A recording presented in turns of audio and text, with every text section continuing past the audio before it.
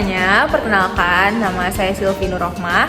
Jadi buat kali ini kita bakal membahas tentang perencanaan pendekatan program PNF itu dari kelompok 2. Nah, karena tak kenal maka tak sayang, kita kenalan dulu yuk sama kelompok 2.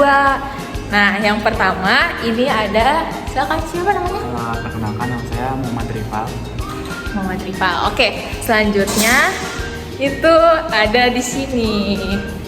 Perkenalkan dong. Saya Rosita.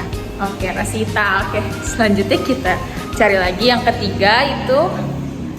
Kenalan dong. Halo, perkenalkan nama saya Megawati.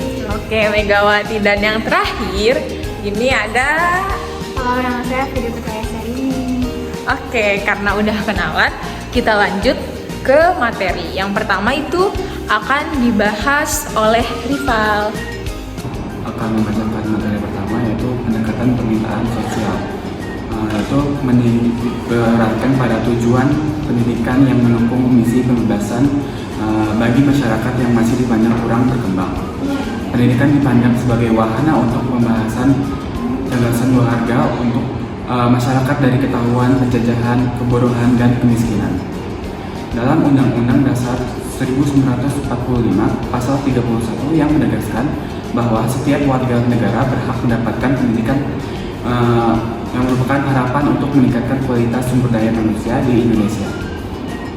Lalu ada langkah-langkah pendekatan. Yang pertama ada data partisipasi pendidikan yang akan ditelah.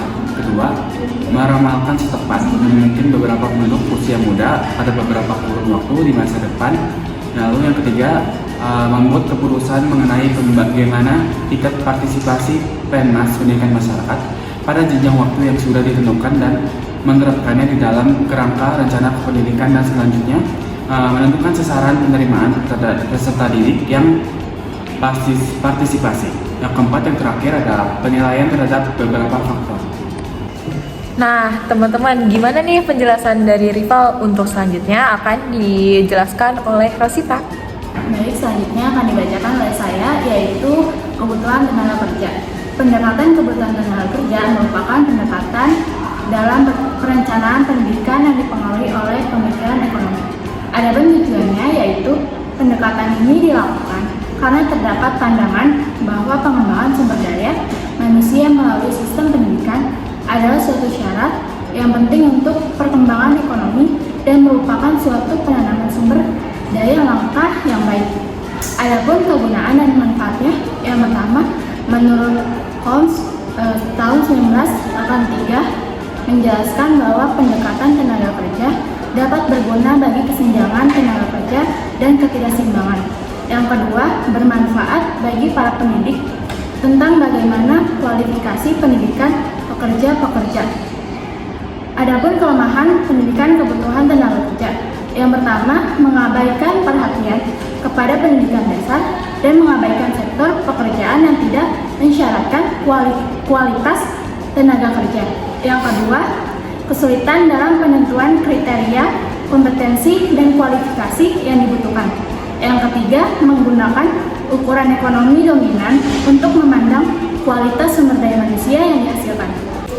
Oke, selanjutnya akan dibacakan oleh Megawati. Kemudian yang C ada analisis untung dan biaya.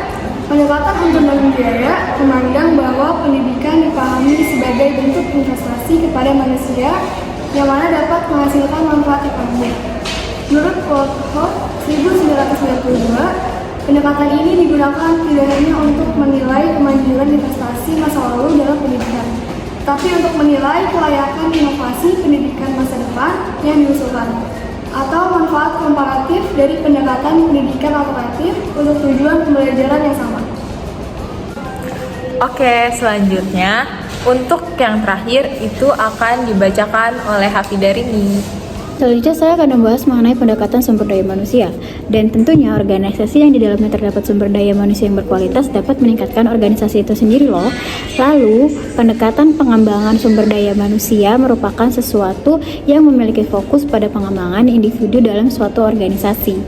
Kemudian sumber daya yang berkualitas sangat diperlukan organisasi untuk meningkatkan keunggulan organisasi yang meliputi A. Budaya organisasi, mengenai pekerjaan dan perilaku. Menggunakan waktu untuk bekerja. Yang B, kehidupan organisasi kerja, yaitu bagaimana kelompok kerja dapat melakukan tugas dengan efisien.